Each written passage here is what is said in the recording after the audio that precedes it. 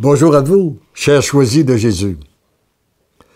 Le message numéro 9 du deuxième volume m'avait été donné pour une tierce personne à sa demande, où elle m'avait demandé de prier le Seigneur pour savoir ce qu'il attendait d'elle.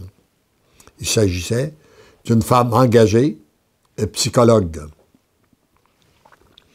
Et ça me rappelle aussi l'expérience que j'ai vécue avec des gens qui ont étudié la psychologie. Je pense qu'ils ont leur raison d'être, parce qu'il y a des maladies qui sont d'ordre psychologique et qui doivent être traitées par des psychologues.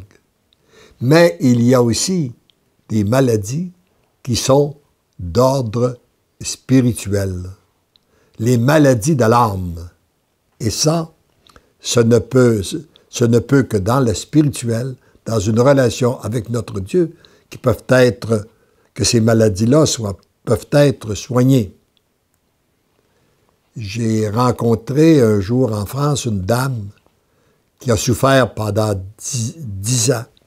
Et elle était elle-même psychologue, traitée par les psychologues. Et elle a été guérie après 10 ans dans une nouvelle relation avec notre Dieu. Elle m'a permis de comprendre cela, comme il y a des maladies aussi qui sont physiques, qui doivent être traitées par les médecins.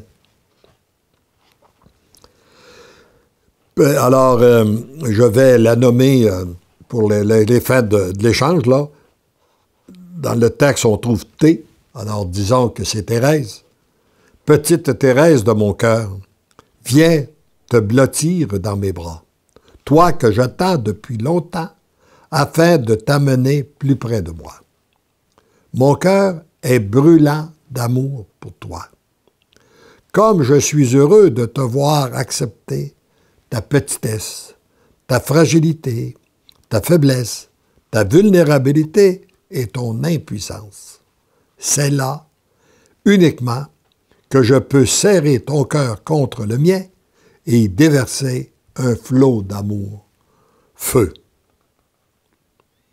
C'est toujours à travers notre petitesse que le Seigneur passe. Les grands, les intelligents, il les laisse aller. D'ailleurs, il a dit, « Merci, Père, de révéler aux tout petits ce que tu as caché aux grands de ce monde. » Ensemble, petite perle de mon cœur, nous entrons dans un monde nouveau, dans une église nouvelle. Ne cherche pas d'autre maître.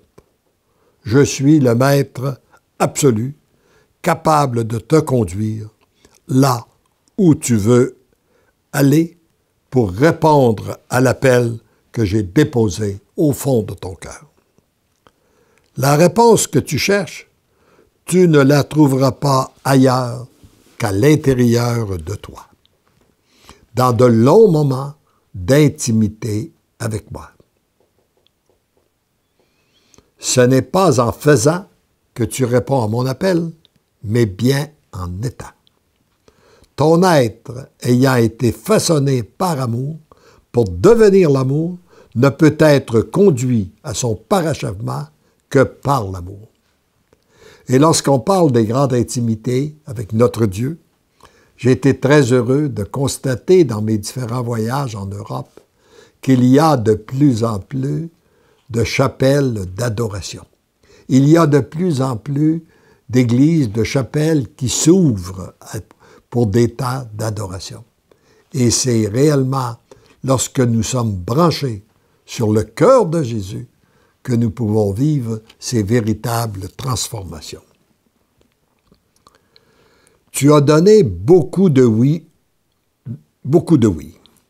Le Père t'en réclame d'autres pour terminer le chef-d'œuvre d'amour que tu es.